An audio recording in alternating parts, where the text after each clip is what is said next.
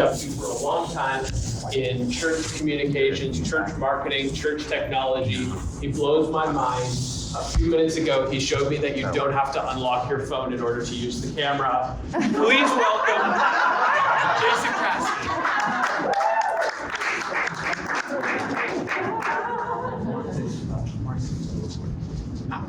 All right, so hold on real quick. So what I'm gonna do is a treat for you all. Put in my headphones. My buddy Mark over here is gonna record this on my iPhone so that I'm gonna give you guys a video of this presentation. So, first of all, everybody got a book? Yeah. All right, everything we're talking about today is gonna be in this book. All right, make sure everybody got one. If you don't have one, do one from the back, otherwise you can get this one up here. And so now what we're gonna talk about today is the future of the church. Okay? So one thing that I always talk about is I want to teach you to focus on when I come and speak at these things is, focus on your digital presence. Give you tools and actual instructions and things that you can actually go back and implement actually right now. Not so much as just, hey, here's what's coming or here's what's going on now, but I can tell you what's coming in the future because on average, every church is at least 5 years behind the technology curve.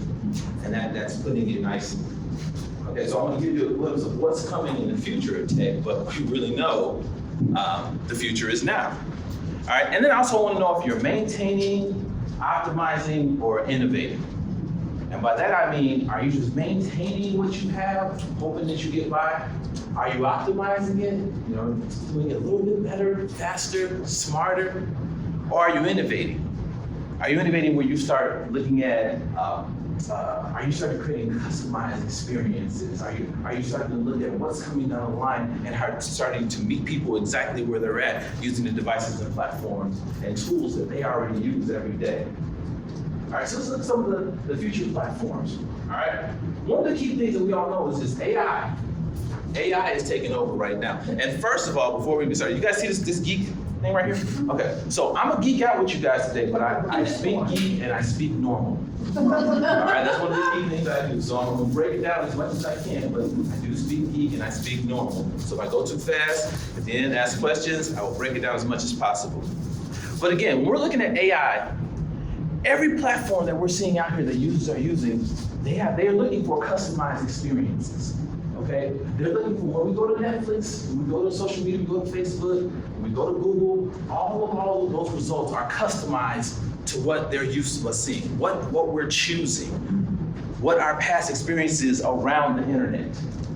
So therefore, when they come to our church platforms, then all of a sudden it's a one-size-fits-all type of thing. And so I'm looking at, what I want you all to start looking at is how do we create these customized experiences? Because now I'm gonna jump online, offline. In the offline space, for our church experience, we tell them we want to have an individual experience in your spiritual walk. We want to have an individual experience, as far as how their growth is going to be.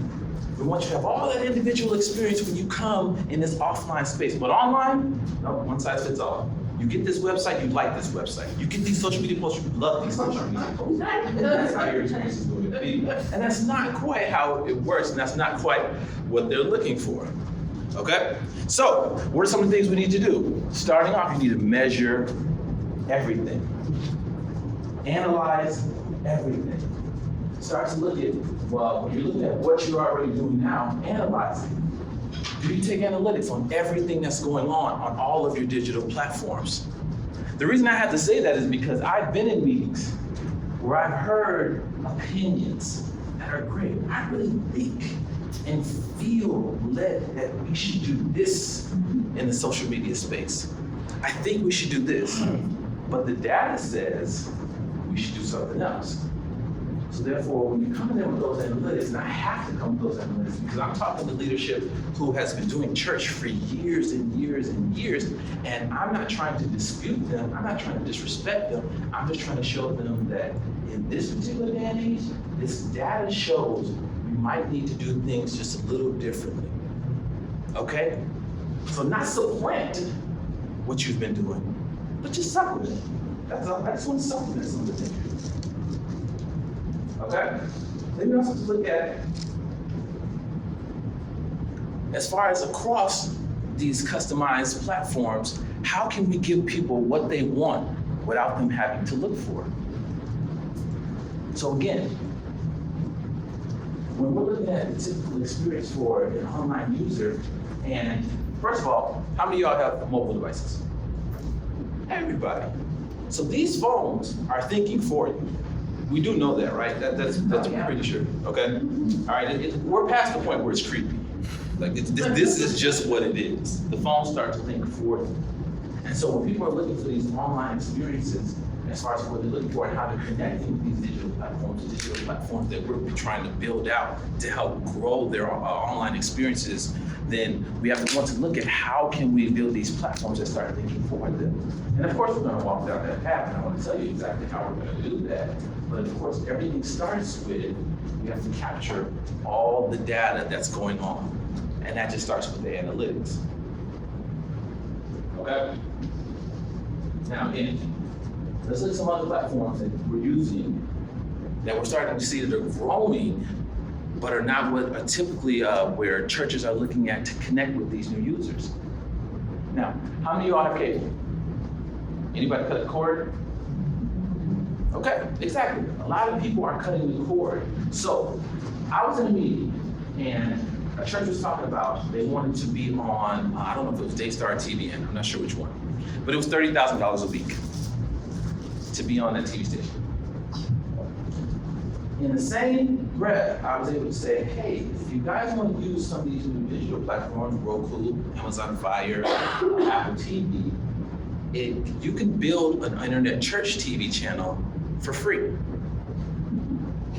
So I said, I don't know how much or how you compare free to $30,000, but I think free 99, I just do 99 in there just so they can hear some numbers. But I think free 99 is a little better than the $30,000 a week that you're used to spending.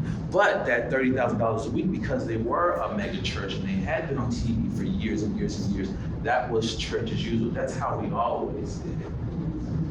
But now, when they understood that their kids and their grandkids are cutting the cord and they want TV customized to them, they don't want to be in front of the TV at 7 o'clock when their favorite TV show comes on. It's like, no, I'll just watch it on Netflix or Hulu or whatever platform is customized to watch it when I want to watch it. And so now when we're looking at, because I always use offline examples for online impact. That's how, I think we were asking a question before as far as with the leadership, how do you get leadership to understand certain things in the digital space? I always have to use offline examples to bring them into the online space. And so when I'm talking about different aspects of these different things you can do online, then I usually, especially for older leadership, I say, I use examples that have to do with their grandchildren. They love family. They always want to stay connected with their grandchildren. And so therefore, if I use examples of how their grandchildren are doing things, and this, you want your church to grow younger, and you want to get younger generations to connect, well, how do you connect with the younger generations in your family? And then we grow from there. And they understand that part. Okay, so we're looking at internet TV. Again, internet TV is an aspect of something that where you can start to build out, if you're recording your sermons and you're recording your messages, that you can start to build out and grow in this online space. Internet church campuses. Now, this is one of the aspects where I had probably one of the most intense, we'll call it heated fellowship. Heated fellowship, where I had to understand and explain to them, I'm not telling you that the church is going away. Offline church is not going away. I'm not trying to tell you to get rid of your building, but I'm saying there are people who want to interact with you and want to be part of your this digital mission field that will never step foot in your building. Now, I understand you've been doing church for 30 years. That's great. And you have members that have sat in the same seat for 30 years, and that's their seat. And if somebody else sits in their seat, the usher is known to move them out their seat, because that's just his very seat. However, to reach someone on the other side of the planet who wants to worship with you, you need to build them an online presence so that they can stay connected with you. Because again, you are supposed to take the gospel to the people, right? That's what you guys said, right? Okay, right. So when you're giving those type of examples, you have to help them understand that these are not a threat to church as usual. I'm just giving you more tools to reach people. So that's when it comes down to that whole message versus method thing. And we talk about, hey, I'm not trying to change your message. I just want to evolve your method. And they start to understand that just a tad bit more. And so these are the things that are coming down the line with the ways that people want to connect. But these have to be interactive, engaging, immersive online experiences. Not just come watch us, but they want to interact with us. They want to engage with us. So that's where you look at possibly having an online pastor. That's where you look at you're having the chat channels that come with that. This is Church Online platform, I believe, from Life Church. One of the best online platforms, internet church platforms that I've come across. But again, easy to implement, free to implement, but the point is, it's not about just grabbing all these new digital channels and digital platforms that I'm talking about, just throwing them all up there and hope they work. That's not how this goes. It's when you implement them, it's the same way as when you say in the offline space, hey, we want to start a men's ministry. You're not just going to say, okay, we have a men's ministry and we got someone that was going to lead the men's ministry and then we'll just hope that the men's ministry works. No, you start putting resources into it, you put a strategy behind it. And then you guys start talking about it, and you have a plan for it. And when the men come to this particular men's ministry, then there's a path they go through. And so I'm saying just implement these offline strategies in the online space. But of course, it's hard for people who've been doing church one way for a long time. We're going to talk about that later on when we talk about content with me and Adam later on about different ways of doing those different things and repurposing different content for different impact. Now, future of internet church campuses is AR, VR. Anybody familiar with AR, augmented reality, VR?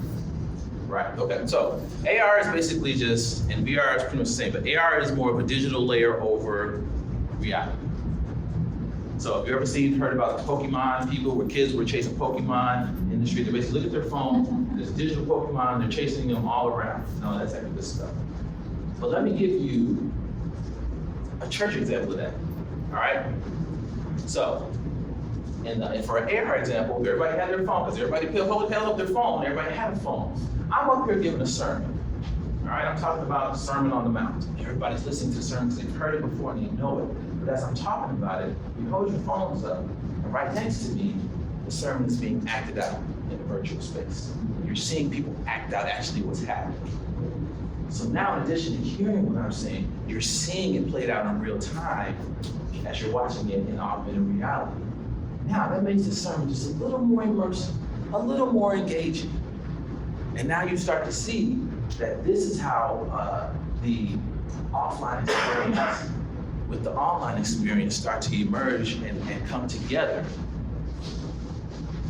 and gives you a church experience that will start to reach people, you know, the older generation, however they want to be reached and how they've been reached, but the younger generation will start to, feel like church is not, it's not really my thing, I don't really like that. It's just not engaging you the way that you want to be engaged yet.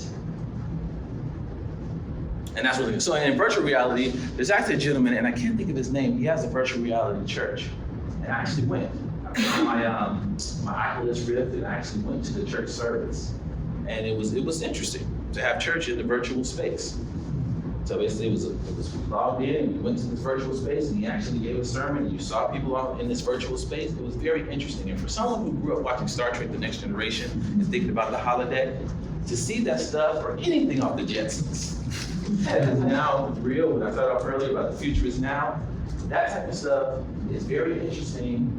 Freaks me out at times, but it keeps me excited just to see what's going on and how advanced that things are moving. All right, so let's keep going on. We're talking about church in the future and where it's going. E-commerce, all digital, everything's digital. All right, and again, I was working with a church, and it took 17 steps when I first got there. It was 2007. It took 17 steps from the time someone did submit to donate to the time they actually got to the end of the process. 17 steps. That's in the online space. Now, they didn't understand why they were losing online donations, but I said, hey, let me give you an offline example. Because that's when it clicks. I said, hey, when you do giving in the offline space, you give the bucket, you pass it down, you take the envelope, you put it in, and you keep passing it. That's maybe what, 3 steps, maybe tops. 3 steps.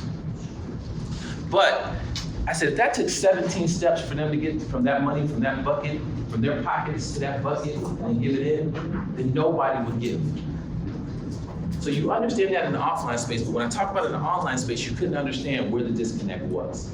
And so that's where we start to see these offline examples really help impact the leadership and help the leadership understand in the online space that even though it's important how we do things in the online space, we have to make it easy.